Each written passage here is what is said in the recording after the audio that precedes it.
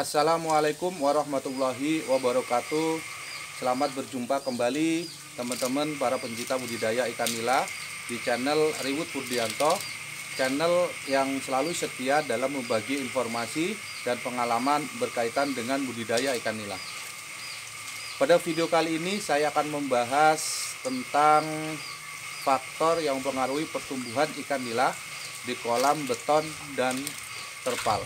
Namun sebelum saya lanjutkan, dukung selalu channel ini dengan subscribe, like, komen, share, dan aktifkan lonceng notifikasinya.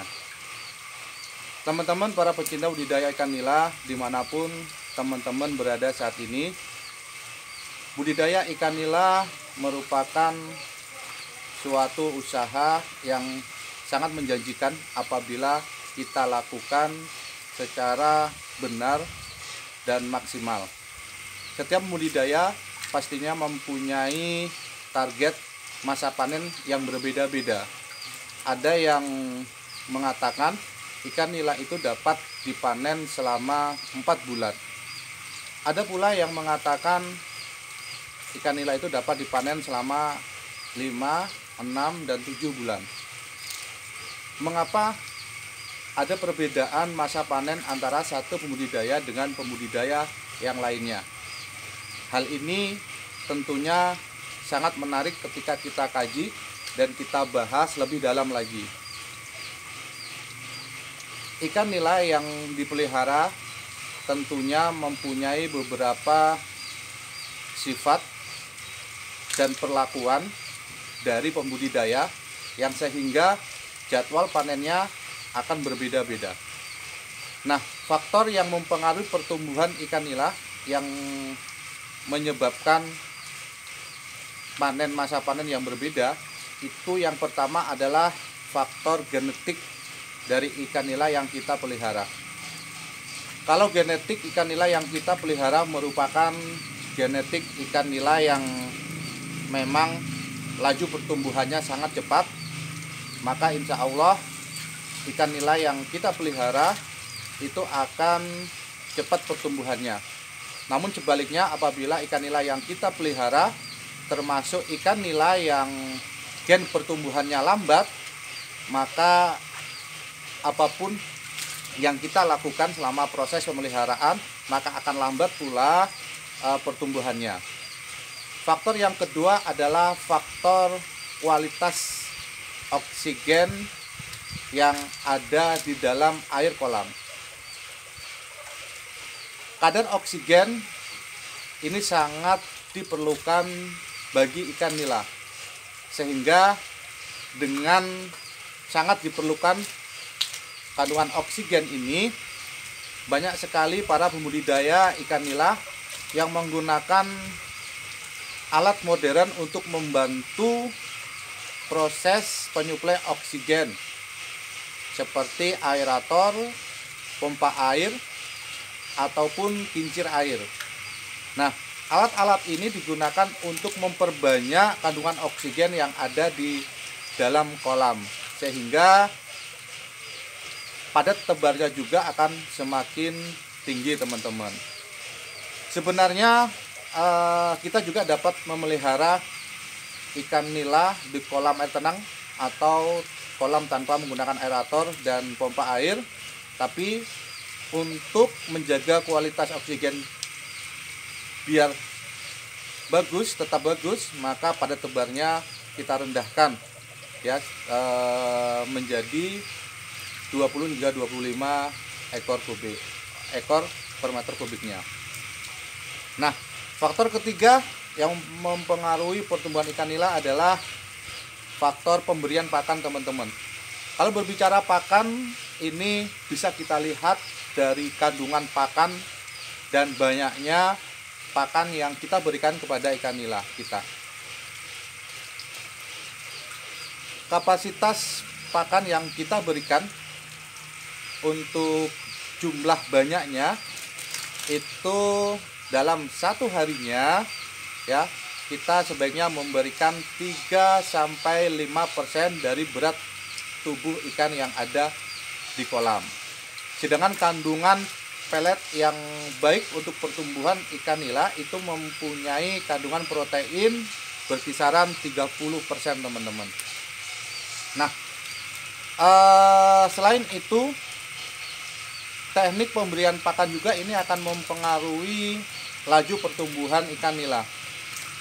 Kalau kita salah dalam teknik pemberian pakan, maka ikan nila kita akan sulit untuk berkembang dan pastinya pertumbuhannya akan terhambat.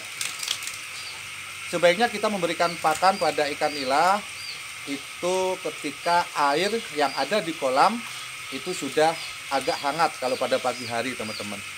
Kalau pada sore hari itu sebaiknya kita berikan sebelum matahari terbenam. Ini bertujuan ya, pada saat air yang ada di kolam itu masih hangat, ini secara otomatis kandungan oksigen yang ada di dalam kolam itu masih melimpah, sehingga nafsu makannya itu bertambah teman-teman.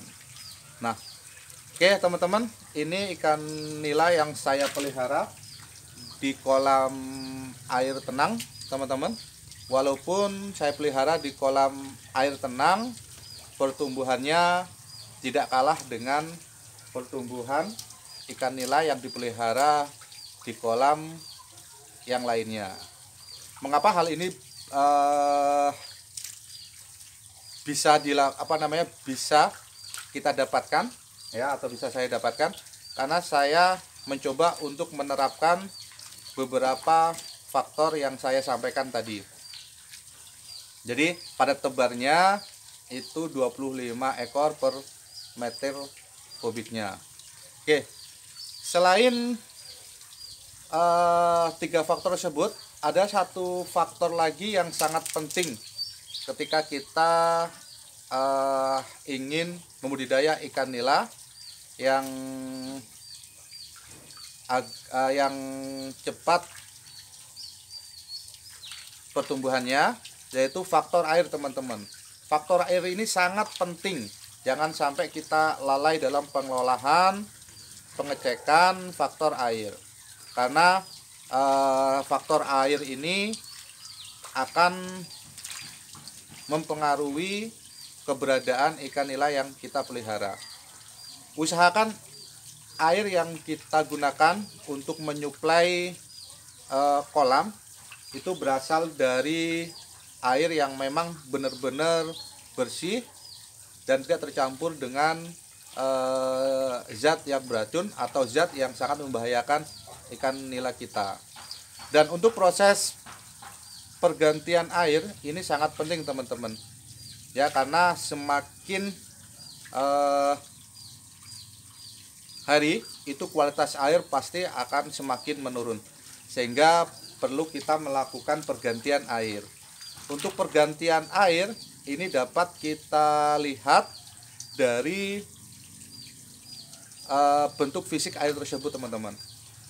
Kalau air tersebut sudah terlihat keruh, kotor, dan sedikit berbau, ini tandanya kualitas air sudah sangat menurun, sehingga perlu kita lakukan pergantian air segera teman-teman. Karena apabila tidak kita ganti segera, maka akan menyebabkan kematian pada ikan nila kita. Faktor terakhir mungkin teman-teman yang sangat mempengaruhi pertumbuhan ikan nila adalah keberadaan kolam kita teman-teman.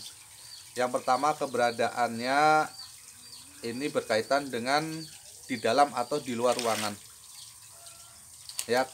Lebih baiknya kita pelihara ikan nila itu di luar ruangan yang memang langsung mendapatkan sinar matahari. Hal ini akan membantu proses fotosintesis kita semakin baik teman-teman, sehingga kadar oksigen di dalam kolam itu banyak berlimpah dan mempengaruhi laju pertumbuhan ikan nila kita semakin cepat. Kalau kita memelihara di dalam ruangan atau di tempat yang sinar mataharinya tidak masuk secara langsung, ini akan menghambat proses fotosintesis yang terjadi di dalam air dan akan mempengaruhi kualitas oksigen yang ada di kolam. Yang kedua adalah posisi kolam yang dipengaruhi oleh mungkin pencemaran teman-teman, baik itu pencemaran air, pencemaran suara dan lain sebagainya. Ikan yang berada di daerah dengan daerah tenang seperti pedesaan, airnya yang bagus, itu akan lebih cepat pertumbuhannya dibandingkan dengan kolam yang dibangun di perkotaan yang bising, yang mungkin kualitas airnya kurang bagus, diiringi dengan kualitas udaranya yang tidak bagus. Mungkin itu yang bisa saya sampaikan pada video kali ini. Semoga bermanfaat dan saya akhiri. Wassalamualaikum warahmatullahi wabarakatuh.